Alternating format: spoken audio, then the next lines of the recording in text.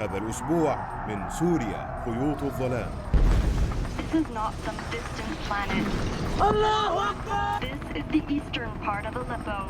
What about the option of controlling the airspace so that barrel bombs cannot be dropped? Right now, Senator, for us to control all of the airspace in Syria would require us to go to war against Syria and Russia. And it was very hard to separate those two objectives, the humanitarian from the political geostrategic. When Benjamin Netanyahu, the prime minister, is asked, who is Israel's biggest foe? He will say, Iran, Iran, Iran. When ISIS began to grow in strength, I was working with the Pentagon. We thought they were just another group of disgruntled and unhappy Sunnis that were looking to make some trouble. Considering taking action as the civil war in Syria intensifies. The White House is reportedly days away from a decision on aiding rebels in their battle against government troops. In Syria, hundreds more dead, many of them children. حصلت الحرب السورية خلال عامين فقط حياة 100,000 إنسان.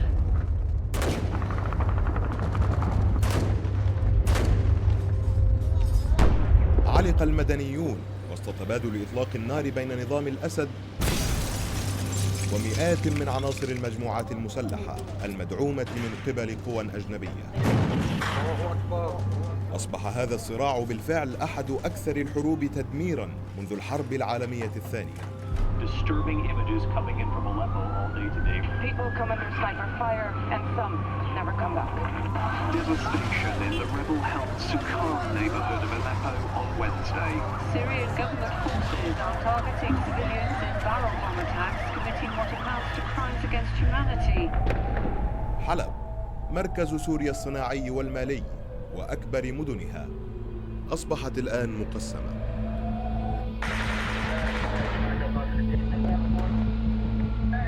Rebels battling to retain control of this Aleppo suburb. يسيطر الثوار على شرقها. Exchanging fire with government forces just yards away. والنظام يسيطر على غربها.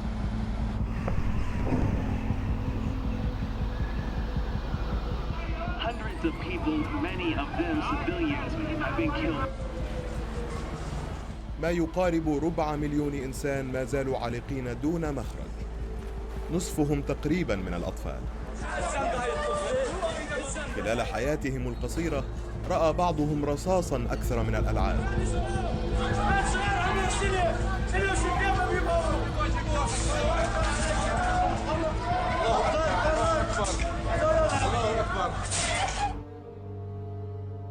وقت كنا بحلب كانوا جيش الحر وجيش النظام بتعيلقوا، وصارت العياطات وضرب الرصاص والقتل.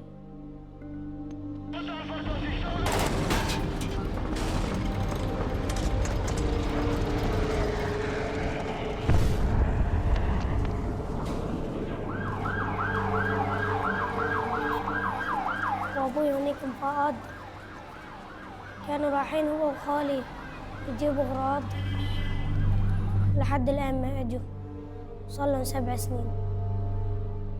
Maybe we should have done the no-fly zone in 2012 to protect Syrian civilians. Not me, not Hillary Clinton, not Secretary of Defense Panetta. None of us recommended to the president. We wanted to avoid American military direct intervention in Syria. Maybe that too was a mistake. وقت كنا بحلب كنا باركين برا قدام البيت، وجت الطيارة ضربت الصواريخ العنقودي.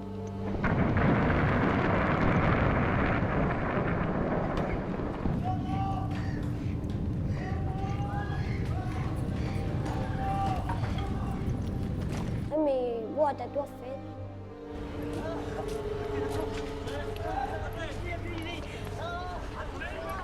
بعد شي شهر تقريبا أبوي توفى بسبب الإصابة.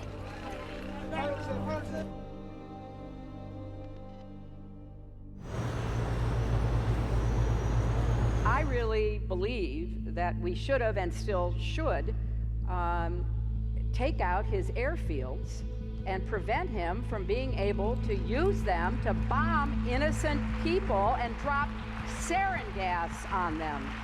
Hillary Clinton was very much in favor of supporting the rebels. Specifically, she was in favor of erecting a so-called no-fly zone, which would have prevented Russian aircraft and Syrian aircraft from bombing the rebels. And by taking away the Air Force, or at least by trying to, that would have created substantial conflict with Russia. دعت كل من وزيرة الخارجية الأمريكية هيلاري كلينتون ووزير الدفاع ليون بانيتا وآخرون في إدارة أوباما إلى إقامة منطقة حظر جوي لحماية المعارضة والمدنيين، لكن روسيا تعارض الفكرة بشدة، والبيت الأبيض يقرر أن المجازفة كبيرة للغاية. يكشف الجنرال جوزيف دانفورد عن أسباب تخلي أوباما عن فكرة إقامة منطقة حظر جوي في سوريا. What about the option of controlling the airspace so that barrel bombs cannot be dropped? Right now, Senator, for us to control all of the airspace in Syria would require us to go to war against Syria and Russia. That's a pretty fundamental decision that certainly I'm not going to make.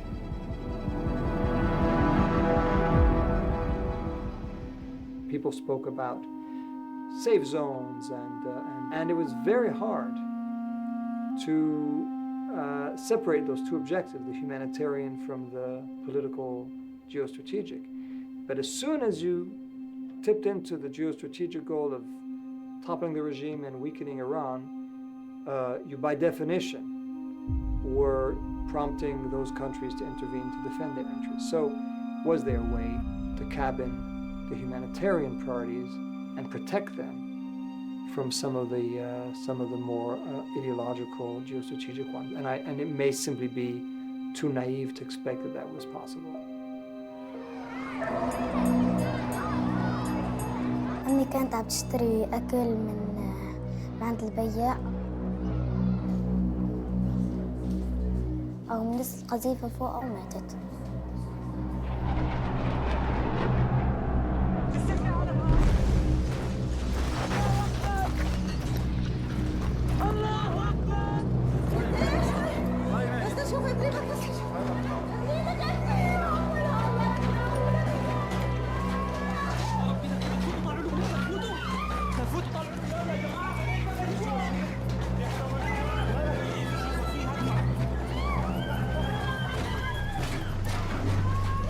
كان عمري 6 سنين.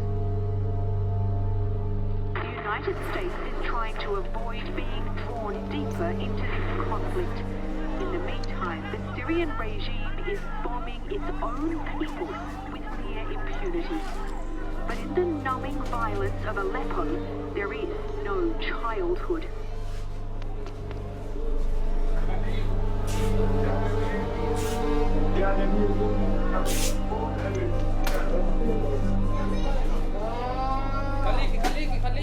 The government insists it's protecting things, targeting terrorists. We have some really shocking, and I do want to warn people at home that if you have children, you might want to move them away from the screen. It's been a regime tactic to destroy medical centers as a way of forcing civilians to leave the area. The upstairs ICU was destroyed. It was full of patients. Many of them were recent transfers from other hospitals that had been hit earlier in the day or the day before.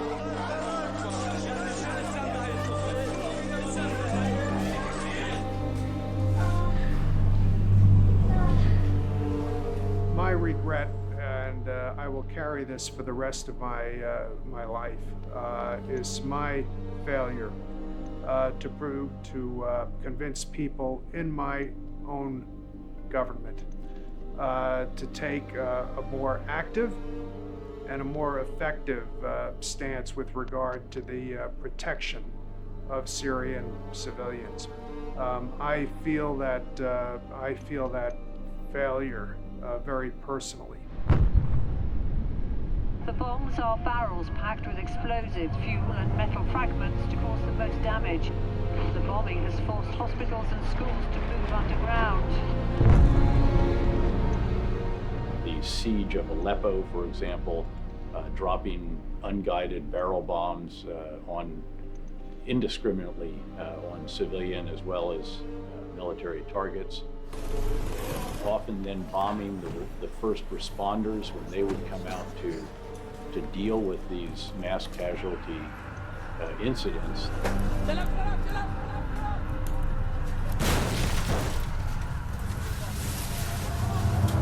الله برميل الثاني في نفس المكان، برميل ثاني في نفس المكان. يا الله يا الله يا رب، يا الله يا الله.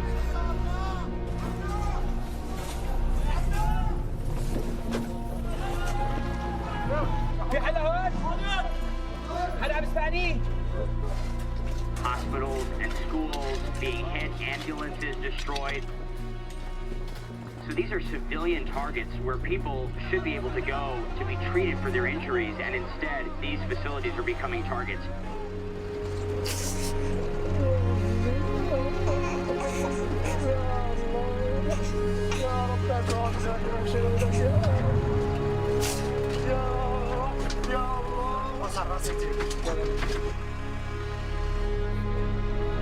On a good day, this road is a lifeline for many people of Aleppo City. But some days it can just as easily get a person killed. It is the biggest forced displacement since the start of the war. This is not some distant planet.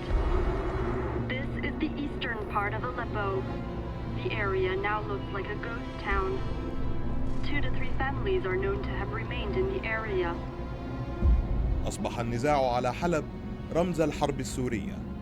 فريق متنوع من مقاتلي المعارضة في مواجهة ضد النظام السوري المدعوم من قبل روسيا وإيران. It was the Iranian Revolutionary Guards Corps, Quds Force, some of their officers, advisors, even some Iranian troops that have done fighting. Here they are, members of the elite Revolutionary Guards, running out of ammunition and pinned down by enemy fire, outflanked. A massive, emotional funeral procession for a decorated Iranian commander killed on the battlefield in Syria. يقف المقاتلون السنة الآن أمام سد من الجنود الشيعة ليتخذ الصراع منعطفاً طائفياً. در واقع جان خودشون رو سپر قرار دادن برای اینکه دست این بدخواهان و این خبیث‌ها به حرم اهل بیت نرسه. They then brought in their proxy, Lebanese Hezbollah, which has done a lot of fighting and dying for Bashar al-Assad's regime. The armed group Hezbollah simultaneously announced an assault on the militants from the Syrian side of the border. وصل وكيل إيران: حزب الله يمد للنظام طوق نجاة آخر بالتزامن مع اتساع الانقسام الطائفي. احنا هلا بحلب، عرفت كيف؟ بمنطقة تحت العز. But it is a battle that has increased sectarian tensions. حرقنا دينهم، حنرجع نحرق دينهم. كل مرة ومرة بدنا نفوت لأوقار احنا نزلهم لأولاد الحرام. لآخر واحد سني كلب على وجه الكرة الأرضية بدنا نروح. الله أكبر يا حي الله أعطانا أمر لنروح ليلة للسعودية نشطر الكعبة. الكعبة لإلنا نحن. شيعة حلب بن أبي طالب. ناخذ الكعبة منهم لأولاد الحرام.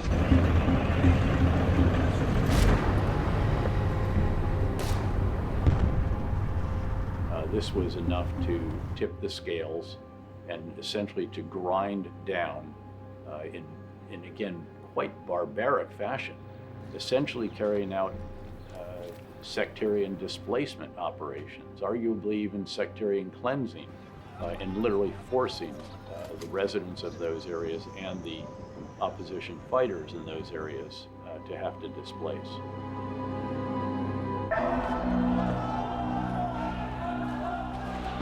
جذبت معركة حلب متطرفين من كافة أنحاء العالم. دماءنا ليست رخيصة، تحكيم شريعة الله أول شيء وآخر شيء. دماءنا ليست رخيصة.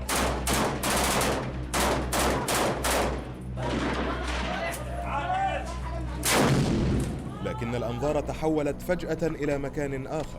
في ربيع عام 2013 تربص عدد من جماعات المعارضة بمدينة واقعة على مفترق الطرق بين سوريا والعراق. أصبحت الرقة هي أول مدينة يتم السيطرة عليها بالكامل وإخراجها من قبضة نظام الأسد. في ساحة المحافظة الآن تمزيق سورة المجرم بشار في الساحة. This could be a major turning point in the brutal war for control of Syria. لكن المقاتلين المتطرفين كانت لديهم خطة مختلفة. بعد هزيمة العدو أداروا بنادقهم الآن نحو الثوار المعتدلين.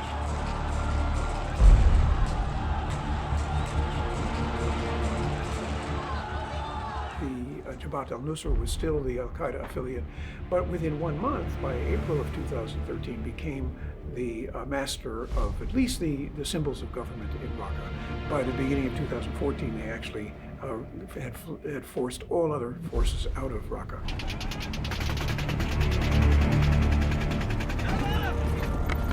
And then slowly but surely, they were really seen by moderate rebels and moderate Syrians as a real menace.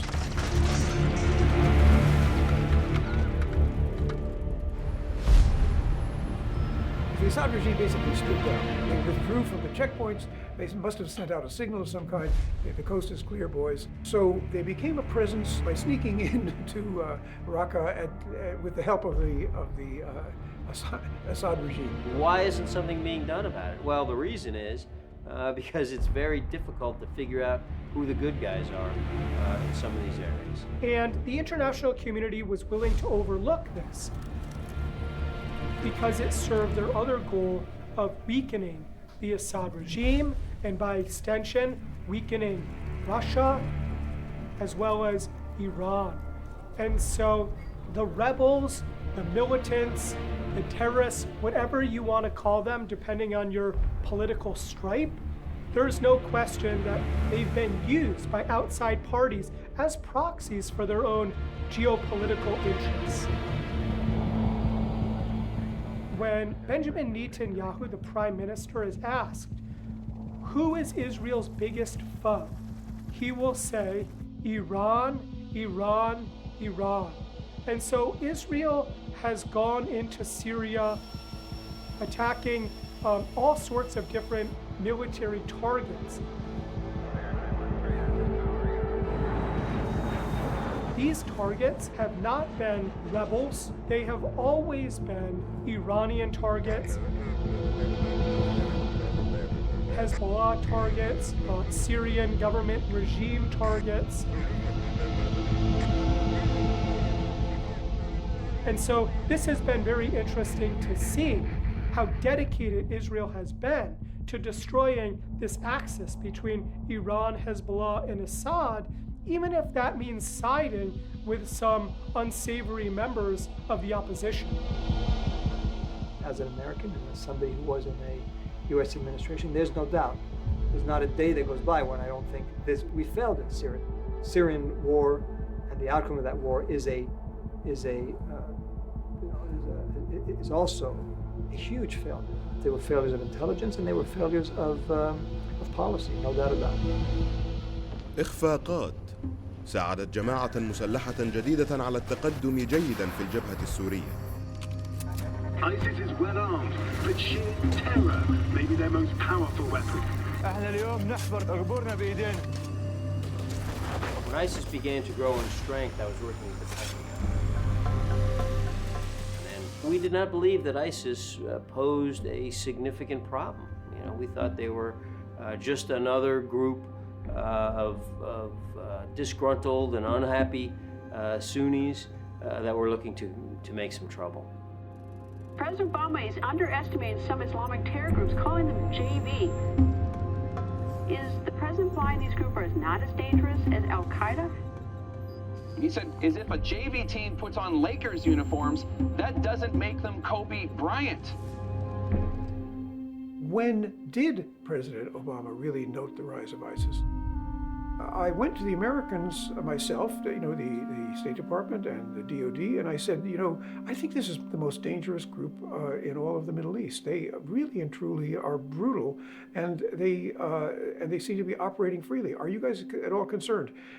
And nobody was following it. It was kind of amazing. I did everything I could as a reporter, but I just was really on my own.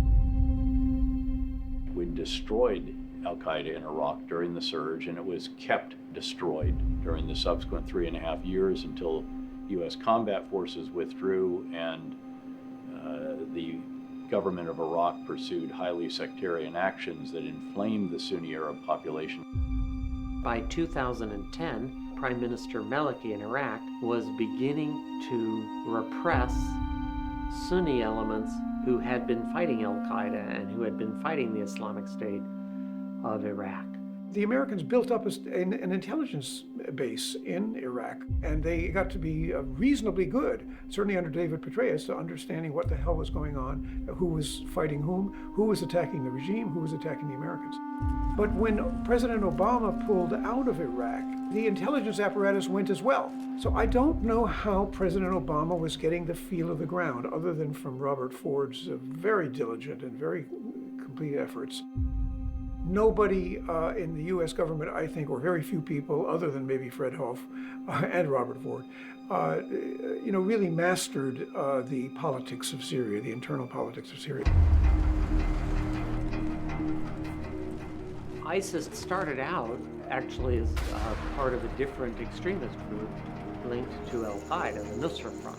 In 2013, it began to split. One part of the Nusra Front remained loyal to Ayman Zawahiri, and one part broke away and declared itself to be the Islamic State, and that was under al-Baghdadi. An extremist Islamic group called ISIS holds part of northern Syria and a large section of Iraq. ISIS has now become a financial power that's grown far richer and more organized than al-Qaeda ever dreamed.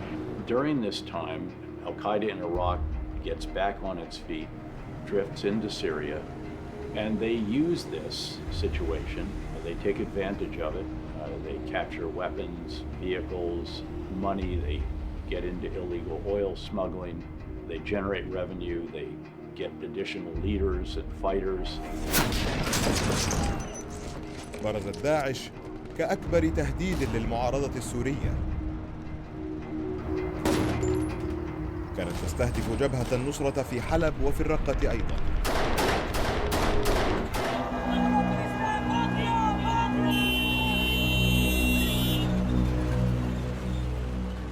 استولت داعش على الرقة عام 2014 وأعلنت مدينة المليون نسمة عاصمة لها.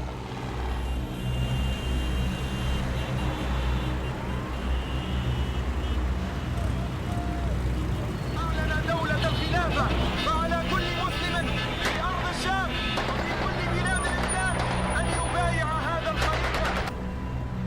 ISIS is no longer a terrorist group or an insurgent group. It was an army.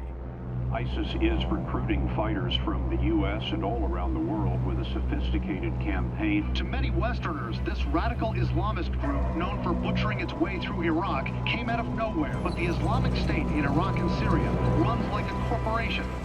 The Assad regime decided to concentrate its efforts on what it would refer to as useful Syria.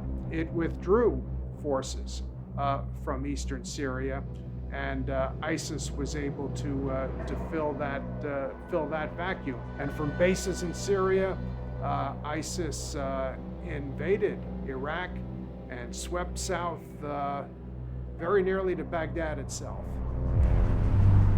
Another major piece of what America fought for in Iraq was lost today. 500,000 people have been forced to flee Iraq's city of Mosul. The speed of the jihadis' advance has shocked the Iraqi government and its Western allies. بحلول منتصف عام 2014 استولت داعش على ثاني أكبر مدن العراق، الموصل، مما فاجأ المسؤولين الأمريكيين.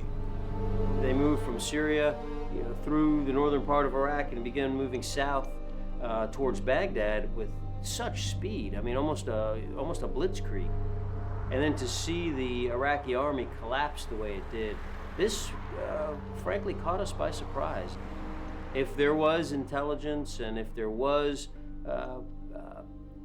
experts who saw this coming, their voices had frankly not been heard in the Pentagon. In the case of the Iraqi army and police, especially, the leadership was wholly inept, cowardly, and incapable of bringing together the kind of counterattack. We looked at the numbers on the ground and the weapon systems and so forth that the Iraqi army had at its disposal. They should have been able to halt the advance of ISIS, and they should have been able, in fact, to counterattack and defeat it. The Iraqis, even though they had a fairly rudimentary intelligence network set up on their border with Syria, senior officials in the national security apparatus had a very good idea of these movements back and forth. And they told me that they went to the Americans again and again and again and pleaded with them to stop these convoys. And the Americans essentially did not pay heed. President Obama was very slow, in fact, to even note the rise of ISIS. بعد عدة أسابيع يقف رجل بلباس أسود على المنبر داخل جامع النوري الكبير في الموصل. إنه أبو بكر البغدادي، يعلن خلافة داعش الإسلامية ويعلن نفسه قائدا لها. في الحلقة القادمة من سوريا خيوط الظلام، موجة قتل على يد داعش، وكيف يقرر البيت الأبيض محاربة الإرهاب بالإرهاب.